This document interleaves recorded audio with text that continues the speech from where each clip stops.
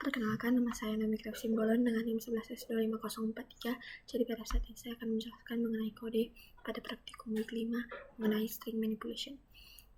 Pada latihan yang pertama itu, di sini kita membahas mengenai fungsi penggunaan scanf dan fgets. Jadi perbedaannya itu adalah ketika kita menggunakan scanf, ketika kita memberikan input yang diikutkan dengan spasi untuk nama lengkap, misalkan dia akan berhenti saat bertemu dengan spasi.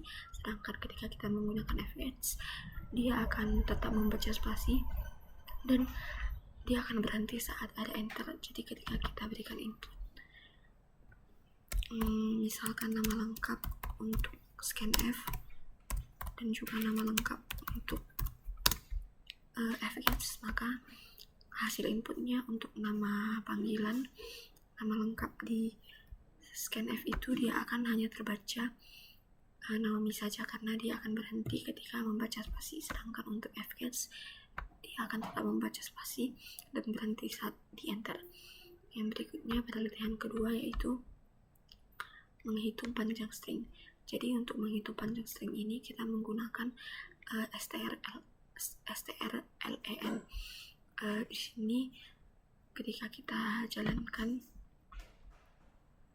dia akan memunculkan panjang string dari selamat datang di praktikum pemrograman fungsional, yaitu 50 karakter, yang dimana dia tidak termasuk ke /0, tapi dia akan berhenti saat sudah menemui /0.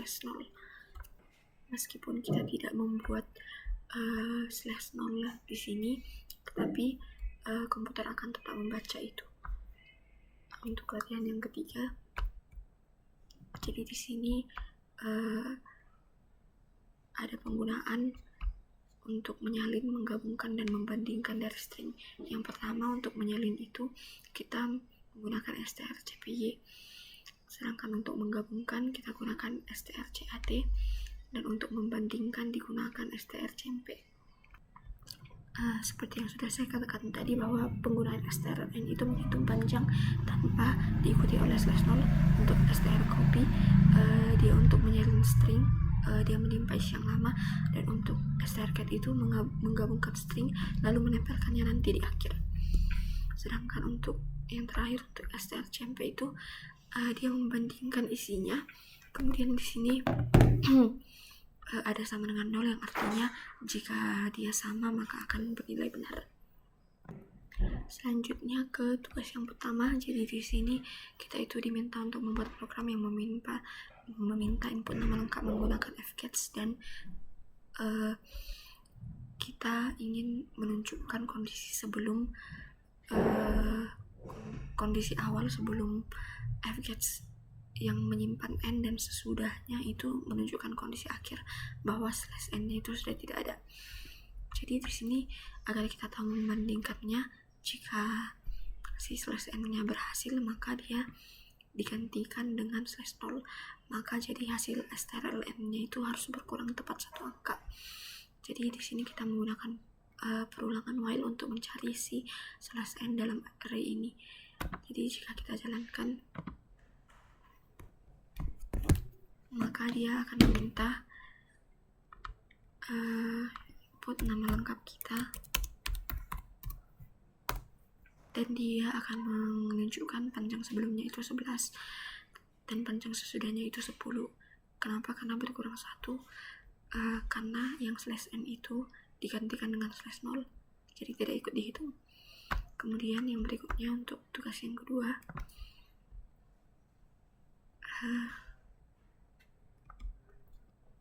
di sini kita diminta untuk membuatkan program di mana kita memasukkan username dan password dengan kesempatan 3 kali jika salah, dan gagal jika sampai 3 kali tidak bisa. Jadi untuk membandingkan atau mengecek kecocokan itu tadi kan digunakan strcmp, sedangkan di sini ada penggunaan loop while untuk mengulangi proses login selama masih ada kesempatan yang 3 kali itu, dan akan berhenti jika kesempatannya itu sama dengan 0, yang artinya dia habis. Di sini saya akan coba jalankan